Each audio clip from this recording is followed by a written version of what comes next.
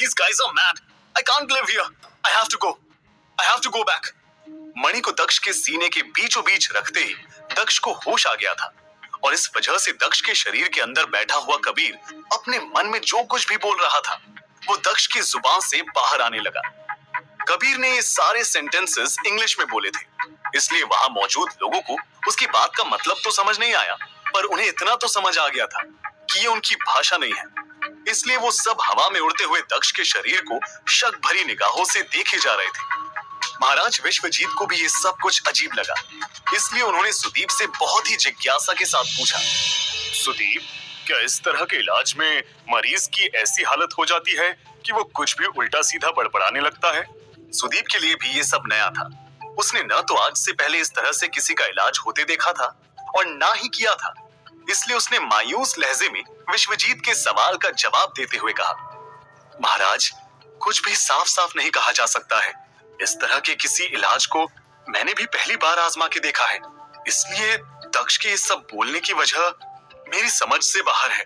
वैसे मैंने सुना है कि जब आप ऐसे किसी शक्तिशाली जादुई हथियार के हमले का तोड़ आजमाते हैं तो उस हथियार की छोड़ी गई जिंदा शक्तियां आपके शरीर से बाहर निकलती हैं। शायद दक्ष के शरीर से भी इन बातों के साथ तड़ित तलवार के बचे हुए अवशेष बाहर निकल रहे होंगे।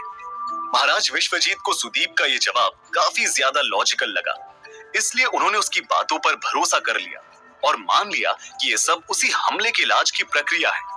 देखते ही देखते दक्ष का शरीर पूरी तरह से ठीक हो गया और उसका इलाज खत्म हो गया। इलाज की प्रक्रिया के पूरा होते ही वो मणि दक्ष के शरीर के अंदर ही कहीं गायब हो गई और उससे निकलने वाली रोशनी भी रुक गई। अब सब कुछ पहले के समान हो चुका था। सब कुछ खत्म हो जाने के बाद बिस्तर के ऊपर उड़ता हुआ दक्ष का शरीर धीरे धीरे नीचे आकर बिस्तर पर लेट गया और उसे पूरी तरह होश आ गया। महाराज विश्वजीत दक्ष के होश में आते ही उसके पास गए और उसके चेहरे पर हाथ लगाकर उससे पूछने लगे, दक्ष बेटे, अब तुम्हारी तबीयत कैसी है? तुमने तो हमें बिल्कुल डरा कर ही रख दिया था।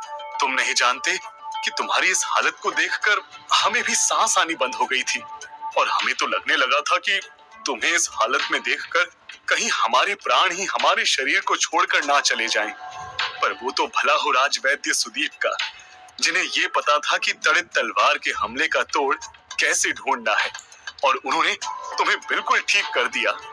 महाराज विश्वजीत अपने मन की सारी बातें दक्ष से कहे जा रहे थे, पर वो इस बात से अनजान थे कि दक्ष तो वहां है ही नहीं। उसके शरीर के अंदर एक अनजान आदमी की आत्मा आ गई है जो उन लोगों को और उनकी दुनिया को बिल्कुल भी नहीं जानता। दूसरी तरफ दक्ष के शरीर के अंदर बैठे हुए कबीर को ये डर सता रहा था कि अगर वो कुछ भी कहेगा तो उन लोगों को शक हो जाएगा कि ये दक्ष के बात करने का तरीका नहीं है। दक्ष ने ये सब सोचते हुए अपने मन में कहा, अभी मेरा चुप रहना ही ठीक है।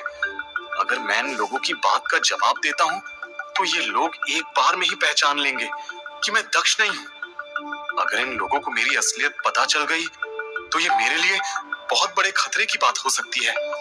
अभी कबीर ये सब सोच ही रहा था कि तभी उसके शरीर में एक बार फिर से हलचल हुई और उसकी आत्मा के साथ दक्ष की बॉडी ने सिंक्रोनाइजेशन करने की कोशिश की। ये सब जो कुछ भी हो रहा था वो कबीर की समझ से बिल्कुल बाहर था। उसने मन में चीखते हुए खुद से कहा, आखिर बार बार मुझे इस दक्ष की यादें क्यों याद आ रही हैं? ये सब बहुत ही तकलीफ देने वाला है।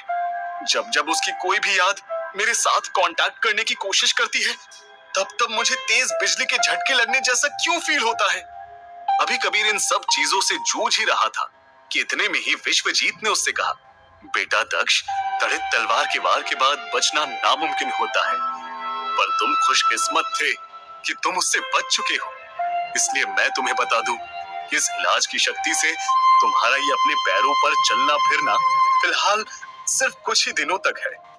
अगर तुम ये चाहते हो कि तुम हमेशा ही पहले की तरह अपने पैरों पर चल सको और अपनी शक्तियों का इस्तेमाल कर सको तो तुम्हें दोबारा साधना करके अपने आप को इस काबिल बनना होगा और अपने हर एक अंग को अपने तंत्र का तंत्र से जोड़ना होगा। जी दादाजी, जैसा आप कह रहे हैं मैं वैसा ही करूंगा।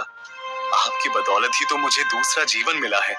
अगर आप नहीं होते तो मैं कब का अपनी जान गंवा चुका होता। इसलिए मैं आपकी बात कभी नहीं टालूंगा।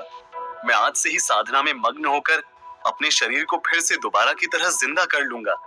दक्ष ने विश्वजीत को जैसे ही ये जवाब दिया, इसे सुनकर विश्वजीत और सुदीप तो पूरी तरह से खुश हो गए। पर कबीर को ये समझ नहीं आया कि उसके कुछ भी ना बोलने के बाद भी दक्ष ने विश्वजीत की बात का जवाब कैसे दे दिया। इसके बाद एक दो बार और दक्ष के दिमाग ने कबीर की आत्मा के साथ सिंक्रोनाइज करने की कोशिश की। उसके बाद दक्ष ने अपने आप विश्वजीत की बात का जवाब दे दिया। ऐसा दो चार बार होने के बाद कबीर को इतना तो समझ आ गया था कि दक्ष का शरीर उसकी आत्मा के साथ तालमेल बैठाने की कोशिश कर रहा है। इसके बाद जब कबीर को यकीन हो गया कि दक्ष का शरीर उसे किसी भी तरह का नुकसान नहीं पहुंचाएगा और विश्वजीत के सारे सवालों का जवाब खुद ही दे देगा, तो वो बेफिक्र होकर उन लोगों की बातें सुनने लगा। अपनी सारी बातें कहने के बाद विश्वजीत और सुदीप वहां से चले गए और दक्ष अपने शरीर को ठीक करने के लिए साधना में मग्न हो गया। देह पुनः सक्रियनम, देह पुनर्सक्रियनम, समन्वयनम पुनर्स्थापितम। दक्ष बार बार ये सब मंत्र बोले जा रहा था। कबीर को कुछ समझ नहीं आ रहा था कि इन सब से आखिर होगा क्या।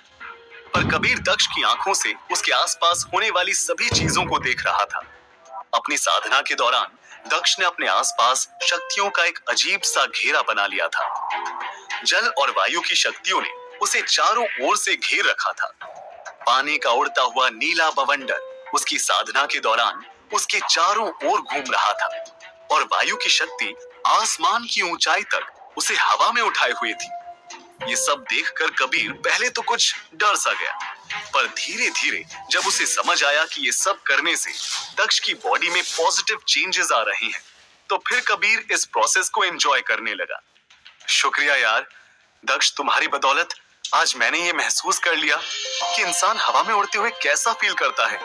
मुझे तो लगता है मेरा यहाँ आना किसी बड़े मकसद का एक हिस्सा है। बाकी तुम्हारी इस दुनिया के बारे में जानने के लिए मुझे थोड़ा और वक्त यहाँ बिताना होगा। उसके बाद ही मैं तुम लोगों के तौर तरीकों को अच्छे से समझ पाऊंगा। कबीर जो कुछ भी कह रहा था, दक्ष वो सब सुन नहीं सकता था। उसके शरीर के लिए अभी भी ये समझ पाना मुश्किल था कि उसे जिंदा रखने वाली आत्मा अब बदल चुकी है। इसलिए वो कबीर की बातों का कोई भी जवाब नहीं दे रहा था। बहुत दिन तक यूं ही साधना करने के बाद दक्ष ने अपने हाथों के साथ साथ अपर बॉडी को भी पूरी तरह से पहले की तरह ही ठीक कर लिया था। पर वो अभी भी अपने पैरों पर चलने के लिए मणि की शक्तियों का इस्तेमाल करता था। उसके पैर में अभी भी सेंसेशंस वापस लौट कर नहीं आई थी। दक्ष अपने पैरों को ठीक करने की बहुत ज्यादा कोशिश कर रहा था, पर इतनी कोशिशों के बाद भी वो अपने पैरों को ठीक नहीं कर पा रहा था। काफी दिनों तक उसके पैरों पर कोई भी इफेक्ट नहीं पड़ा, तो उसने सोचा, अब मैं साधना करके थक चुका हूँ। मुझे तो लगता है मेरे पैरों में हलचल तभी आएगी जब मैं अपने आसपास के माहौल को बदलूंगा और अपने आप को अपने पैरों पर खड़ा होने के लिए मजबूर करूंगा। मन में इतना ख्याल आते ही दक्ष अपने कमरे से बाहर निकला और काफी दिनों बाद राजमहल के बगीचे में घूमने लगा। बगीचे में घूमते हुए दक्ष की आंखों से कबीर आसपास के सारे मंजर को देख रहा था। उसे यहाँ बहुत सी अजीबोगरीब चीज दिखाई दी।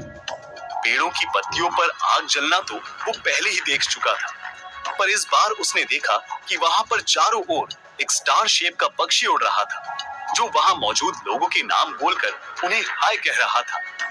वो पक्षी दक्ष के पास आया और उससे कहने लगा, नमस्कार राजकुमार दक्ष, काफी दिनों बाद दिखाई दिए हो आप।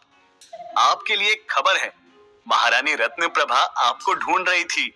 रत्नप्रभा दक्ष की माँ थी, जो आज कई महीनों बाद अपने बेटे को देखने वाली थी। उन्हें जैसे ही पता चला कि दक्ष अपने कमरे से बाहर निकलकर बगीचे में टहल रहा है, तो उनसे रहा नहीं गया और वो उसे इधर उधर ढूंढने लगे। दक्ष जैसे ही उत्तर दिशा की ओर मुड़ा, उसे महारानी ने देख लिया और उसके करीब आकर रोते हुए उससे कहने लगी, कैसा है मेरा बेटा?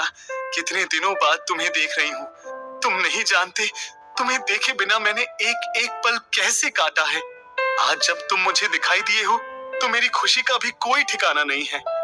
इतना कहने के बाद रत्नप्रभा बिलख बिलख कर रोने लगी। अपनी माँ को रोता देख दक्ष ने रत्नप्रभा को चुप कराया और उसे समझाते हुए बोला, माँ, मैंने भी तुम्हारे बिना एक एक पल कैसे गुजारा है, मैं ही जानता हूँ। तुम्हारे हाथों से खाना खाए कितने महीने हो गए हैं। इसके बाद रत्नप्रभा और दक्ष ने काफी देर तक बातें की। और फिर दक्ष वहां से उठकर जाने लगा। तो रत्न प्रभा ने उसे आवाज देकर उससे पूछा, बेटा अभी तो तुम आए थे, अब तुम कहाँ जा रहे हो? अपनी माँ के सवाल का जवाब देते हुए दक्ष बोला, माँ मैं समर कक्ष की तरफ जा रहा हूँ। मैं वहां जाकर देखना चाहता हूँ कितने महीनों में वहां क्या क्या बदलाव आए हैं। और इतना कहने के बाद दक्ष बगीचे से निकलकर समर कक्ष की तरफ चल पड़ा। समर कक्ष दरअसल उनके साम्राज्य के युद्ध प्रशिक्षण का केंद्र था, जहां पर सभी योद्धा नई नई तकनीक सीखकर लड़ाई का अभ्यास किया करते थे। यहीं पर वो लोग अपनी शक्तियों का प्रदर्शन भी करते थे। बगीचे से निकलकर कुछ देर चलने के बाद दक्ष समर कक्ष पहुंच चुका था।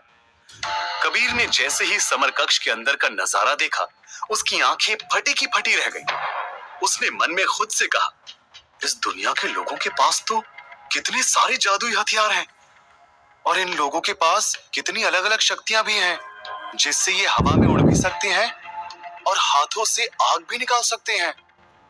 दक्ष ने समर कक्ष के अंदर कदम रखा और उसके कदम रखते ही वो एक जोरदार धड़ाम की आवाज के साथ जमीन पर गिर पड़ा। कबीर को कुछ भी नहीं समझ आ रहा था कि आखिर दक्ष के शरीर को हुआ क्या है। कबीर पूरी ताकत के साथ दक्ष के शरीर को पैरों पर खड़ा करने की कोशिश कर रहा था, पर वो कुछ भी करने के लायक नहीं था। कबीर जमीन पर गिरा हुआ अभी इस परेशानी के बारे में सोच ही रहा था कि पीछे से आवाज आई, देखो देखो समर कक्ष में अब लंगड़े भी आएंगे। बच्चे अब तुम्हारे दिन खत्म हो चुके हैं, अब तुम योद्धा कहलाने के काबिल नहीं बचे हो। आखिर ये आवाज किसकी थी? कौन था जो दक्ष को यूं बुरा भला कह रहा था, और दक्ष अचानक जमीन पर क्यों गिर पड़ा? इन सभी सवालों का जवाब जानने के लिए सुनते रहे सिर्फ और सिर्फ पॉकेट एफएम।